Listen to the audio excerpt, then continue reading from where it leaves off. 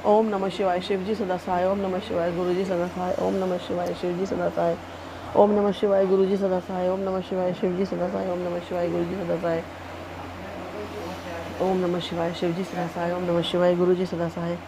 गुरु जी के चरणों में बारंबार प्रणाम करती हूँ, कोटि कोटि प्रणाम करती हूँ, अपना माथा रख के प्रणाम करती हूँ, नाक रगड़ के प्रणाम करती हूँ और सभी संगत जी को जय गुरु जी कहते हुए अनुरोध करती हूँ कि आप श्री शिव महापुराण के इस पाठ को स्वयं तो श्रवण करें, लेकिन अपने जानने वालों तक अधिक से अधिक पहुँचाएँ, जिससे वे भी इसका श्रवण करके पुण्य के भागी बन सकें और आप स्वयं भी उन्हें श्रवण करवा के पुण्य के भागी बन सकें। तो आरंभ करती हूँ मैं 13वां श्री शिव महापुराण रुद्र संहिता सृष्टिखंड के 13वें अध्याय का अथ त्रयोदशो अध्याय, शिव पूजन की सर्वोत्तम विधि का वर्णन। ब्रह्मा जी बोले, अब मैं पूजा की सर्वोत्तम विधि बता रहा हूँ, जो समस्त अभीष्ट सुखों को सुलभ कराने वाली है। हे देवताओं तथा ऋषियों, आप लोग ध्यान देकर सुने। उपासक को चाहिए कि वह ब्रह्म मुहूर्त में उठकर जगदम्बा पार्वती सहित भगवान शिव का स्मरण करे तथा मस्तक झुकाकर भक्तिपूर्वक उनसे इस प्रकार प्रार्थना करें, हे देवेश्वर उठिए उठिए, मेरे हृदय में शयन करने वाले देवता उठिए, हे उमाकांत उठिए और ब्रह्मांड में सबका मंगल कीजिए। मैं धर्म को जानता हूँ किंतु मेरी उसमें प्रवृत्ति नहीं होती। मैं अधर्म को जानता हूँ परंतु मैं उससे दूर नहीं हो पाता। हे महादेव, आप मेरे हृदय में स्थित होकर मुझे जैसी प्रेरणा देते हैं वैसा ही मैं करता हूँ। भक्तिपूर्वक यह वचन कहकर और गुरु के चरणों का स्मरण करके गांव के बाहर दक्षिण दिशा में मलमूत्र का त्याग करने के लिए जाएं। इसके बाद मिट्टी और जल से शरीर की शुद्धि करके दोनों हाथों और पैरों को धोकर दंत धावन करें। सूर्योदय होने से पहले ही दातौन करके मुख को 16 बार जल की अंजलियों से धोएं। हे देवताओं तथा ऋषियों, षष्ठी, प्रतिपदा, अमावस्या और नवमी तिथियों तथा रविवार के दिन शिव भक्त को यत्न पूर्वक दातौन को त्याग देना चाहिए।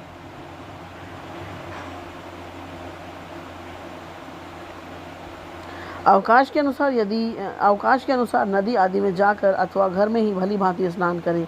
मनुष्य को देश और काल के विरुद्ध स्नान नहीं करना चाहिए।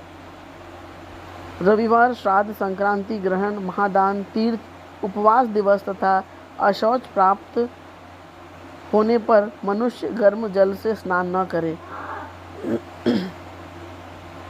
शिव भक्ति से युक्त मनुष्य तीर्थ आदि में प्रवाह के सन्मुख होकर स्नान करे।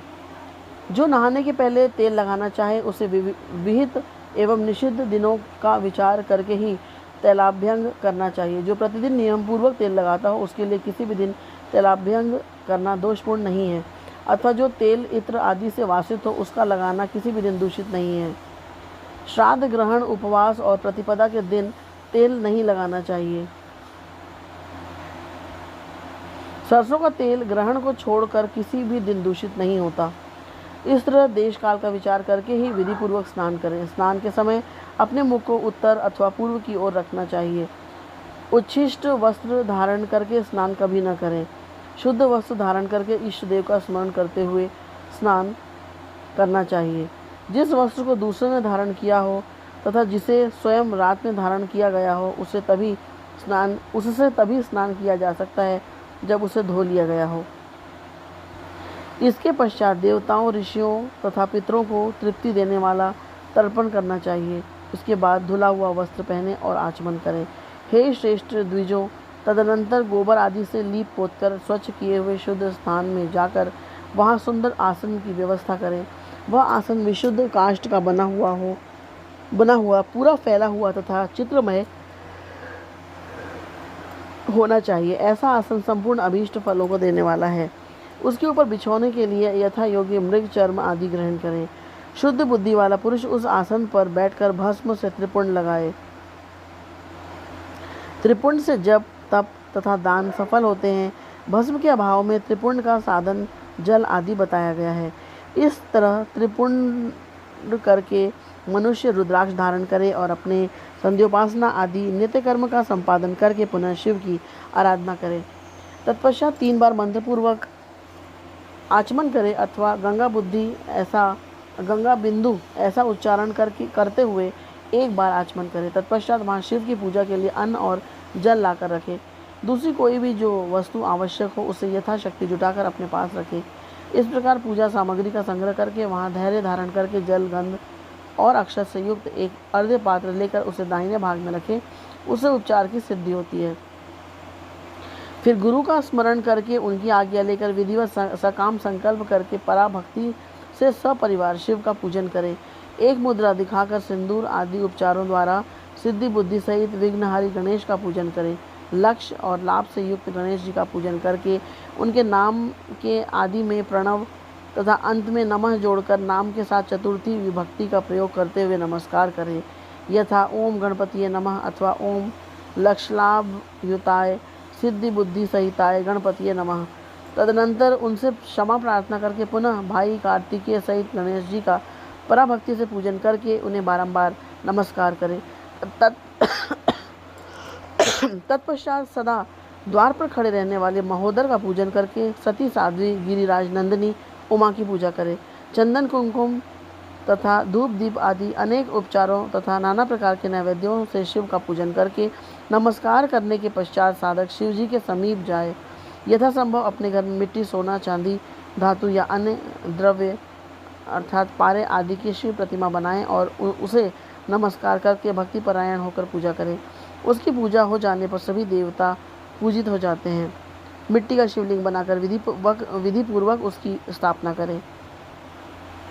अपने घर में रहने वाले लोगों को स्थापना संबंधी सभी नियमों का सर्वथा पालन करना चाहिए।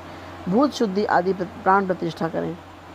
शिवालय में दिक्पालों की भी स्थापना करके उनकी पूजा करें। घर में सदा मूल मंत्र का प्रयोग करके शिव की पूजा करनी चाहिए।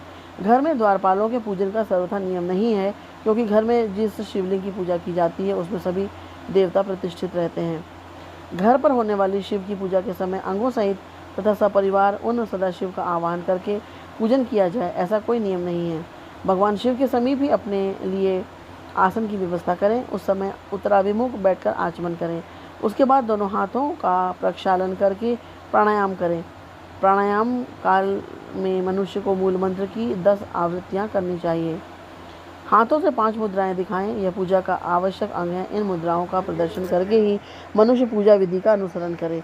तदनंतर वहाँ दीप निवेदन करके गुरु को नमस्कार करे और पद्मासन या भद्रासन बांधकर बैठे अथवा उत्तानासन या पर्यंकासन का आश्रय लेकर सुखपूर्वक बैठे और पुनः पूजन का प्रयोग करें। पुराने समय में तो पत्थर की बटिया की ही श्रद्धापूर्वक पूजा करके लोग भवसागर से पार हो जाते थे।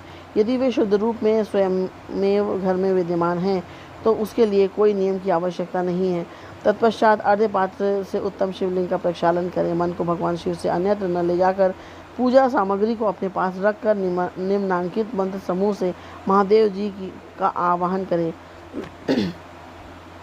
जो कैलाश के शिखर पर निवास करते हैं, पार्वती देवी के पति हैं, समस्त देवताओं से उत्तम हैं, जिनके स्वरूप का शास्त्रों में यथावत वर्णन किया गया है, जो निर्गुण होते हुए भी गुण रूप हैं, जिनके 5 मुख 10 भुजाएं और प्रत्येक मुखमंडल में 3-3 नेत्र हैं, जिनकी ध्वजा पर वृषभ चिन्ह अंकित है, जिनके अंगों की कांति कर्पूर के समान गौर है, जो दिव्य रूपधारी चंद्रमा रूपी मुकुट से सुशोभित तथा सिर पर जटाजूट धारण करने वाले हैं, जो हाथी की खाल पहनते हैं और व्यग्र चर्म ओढ़ते हैं, जिनका स्वरूप शुभ है, जिनके अंगों में वासुकी आदि नाग लिपटे रहते हैं, जो पिनाक आदि आयुध धारण करते हैं, जिनके आगे 8 सिद्धियां निरंतर नृत्य करती रहती हैं, भक्त समुदाय जय जयकार करते हुए जिनकी सेवा में लगे रहते हैं, दूसरा तेज के कारण जिनकी ओर देखना भी कठिन है, जो देवताओं से सेवित हैं, जो संपूर्ण प्राणियों को शरण देने वाले हैं, जिनका मुखारविंद प्रसन्नता से खिला हुआ है, वेदों और शास्त्रों ने जिनकी महिमा का यथावत गान किया है, विष्णु और ब्रह्मा भी सदा जिनकी स्तुति करते हैं, तथा जो भक्त वत्सल हैं, उन परमानंद स्वरूप शिव का मैं आवाहन करता हूँ। इस प्रकार सांबर शिव का ध्यान करके उनके लिए आसन दें। चतुर्थ्यंत पद से ही क्रमशः सब कुछ अर्पित करें, यथा सांबाय सदाशिव नमः आसनम समर्पयामि इत्यादि।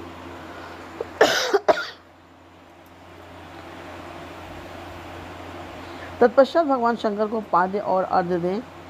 तदनंतर परमात्मा शंभु को आचमन कराकर पंचामृत संबंधी द्रव्यों द्वारा प्रसन्नतापूर्वक शंकर को स्नान कराएं। वेद मंत्रों अथवा समंत्रक चतुर्थ्यंत नाम पदों का उच्चारण करके भक्तिपूर्वक यथायोग्य समस्त द्रव्य भगवान को अर्पित करें। अभीष्ट द्रव्य को शंकर के ऊपर चढ़ाएं। फिर भगवान शिव को जलधारा से स्नान कराएं। स्नान के पश्चात उनके श्री अंगों से सुगंधित चंदन तथा अन्य द्रव्यों का यत्नपूर्वक लेप करें। तत्पश्चात सुगंधित जल से ही उनके ऊपर जलधारा गिराकर अभिषेक करें। वेद मंत्रों, खड़ंगों अथवा शिव के 11 नामों द्वारा यथावकाश जलधारा चढ़ाकर वस्त्र से शिवलिंग को अच्छी तरह पोंछें। तदनंतर आचमन प्रदान करें और वस्त्र समर्पित करें। नाना प्रकार के मंत्रों द्वारा भगवान शिव को तिल, जौ, गेहूँ, मूंग और उड़द अर्पित करें। फिर 5 मुख वाले परमात्मा शिव को पुष्प चढ़ाएं। प्रत्येक मुख पर ध्यान के अनुसार यथोचित अभिलाषा करके कमल, शतपत्र, शंख पुष्प, कुश पुष्प, धतूर, मंदार, द्रोण पुष्प, तुलसी दल तथा बिल्व पत्रों के द्वारा पराभक्ति के साथ भक्तवत्सल भगवान शंकर की विशेष पूजा करें। अन्य सब वस्तुओं का अभाव होने पर शिव को केवल बिल्व पत्र ही अर्पित करें।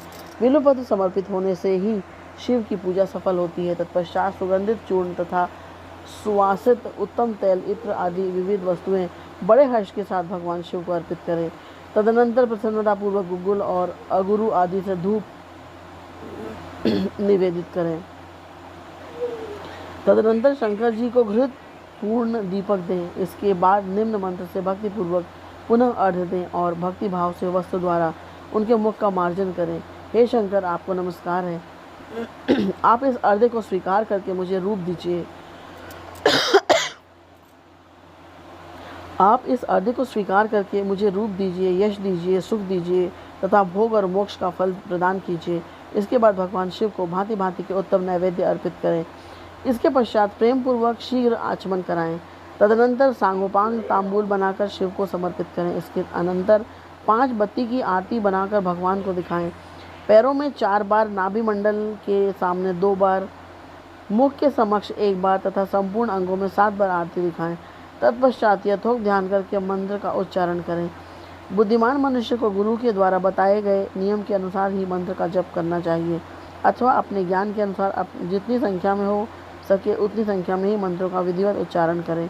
प्रेम पूर्वक नाना प्रकार के स्तोत्रों से वृषभ ध्वज शंकर की स्तुति करें। तत्पश्चात धीरे धीरे शिव की परिक्रमा करें।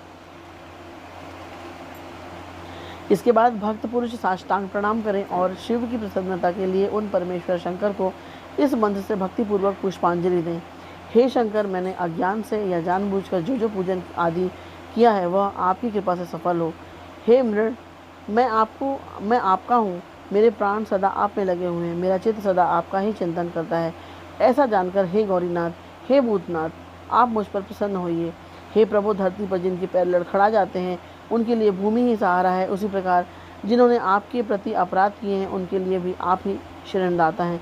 इस प्रकार बहुविध प्रार्थना करके उत्तम विधि से पुष्पांजलि अर्पित करने के पश्चात पुनः भगवान को बार बार नमस्कार करें। तत्पश्चात यह बोलकर विसर्जन करना चाहिए, हे देवेश, हे प्रभु, अब आप परिवार सहित अपने स्थान को जाएं। नाथ, जब पूजा का समय हो तब पुनः आप आदरपूर्वक पधारें। इस प्रकार भक्त वत्सल शंकर की बारंबार प्रार्थना करके उनका विसर्जन करें और उस जल को अपने हृदय में लगाएं और मस्तक पर चढ़ाएं। हे ऋषियों, इस तरह मैंने शिव पूजन की सारी विधि बता दी जो भोग और मोक्ष को देने वाली है। अब आप लोग और क्या सुनना चाहते हैं?